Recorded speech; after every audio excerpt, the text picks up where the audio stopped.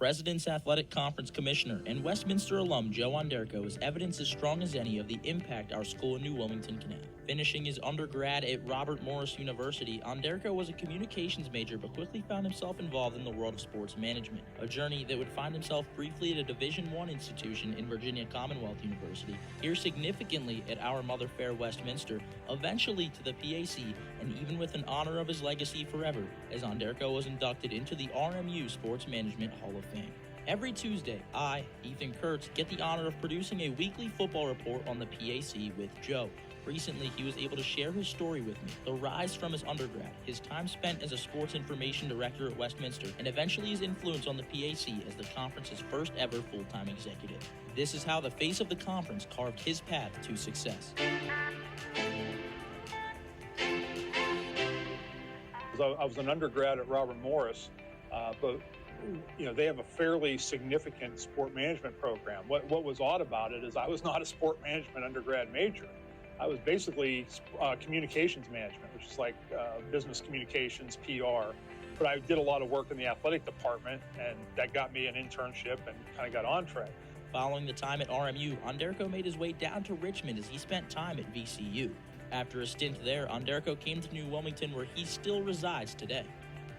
When the Westminster position opened up, I knew about Westminster. I had visited here in high school with some academic programs, and I knew about their great tradition of history, specifically with football and basketball and the success they'd had. They were still NAIA at the time, and it was a chance for me basically to come back to Western Pennsylvania in a full-time position and running a department for the first time. I'd been an assistant down at VCU.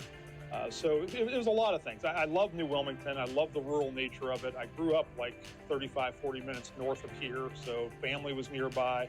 A combination of all those things just made coming here, just made a lot of sense. And then, once I was here and we had a benefit that allowed you to, go to graduate school, so I went ahead and pushed forward, got my master's degree. Westminster has been so instrumental in my education, in my career, and in my life. I mean, living here, owning a house here, raising my kids here, it's just been integral to my life for the last 30 years. I was the first full-time sports information director Westminster ever had. It was always kind of a part-time position mixed in with kind of a university PR position before that. So it just allowed us to establish a lot of the things that I had seen, that I had done at both Robert Morris and VCU. We brought in live electronic statistics for the first time. It had always been kept by hand before that. There had never been game notes for football and basketball before. We kind of introduced that. So really, it was a chance for me to come in and just really make a mark on the things that I'd learned early in my career and say, okay, is there any reason, just because of those things have in Division I, why can't we do them at a smaller school? While working for the Titans, Onderko also had a role within the PAC. This led to his eventual hire as the first full-time executive of the President's Athletic Conference.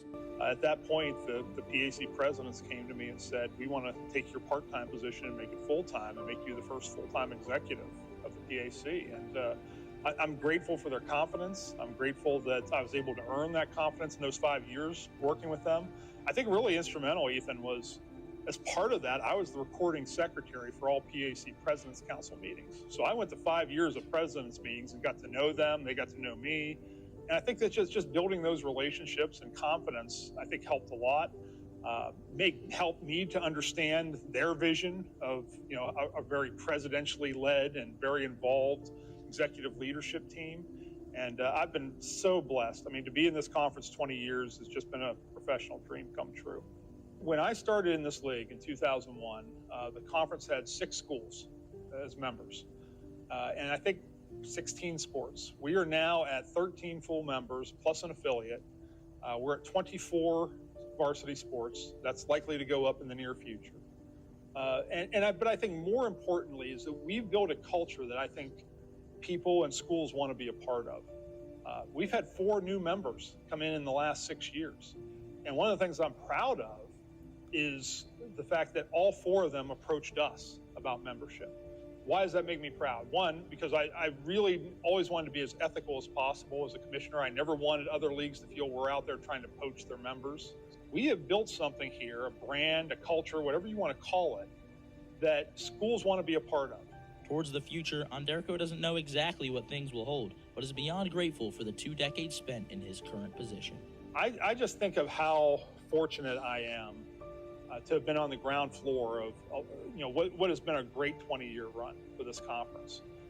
A lot of good people have contributed to that.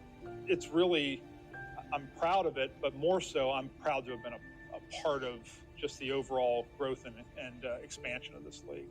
We have fantastic schools. We have tremendous presidential leadership. I have a great staff in Brian and Kristen. The athletic directors, the coaches are all top-notch.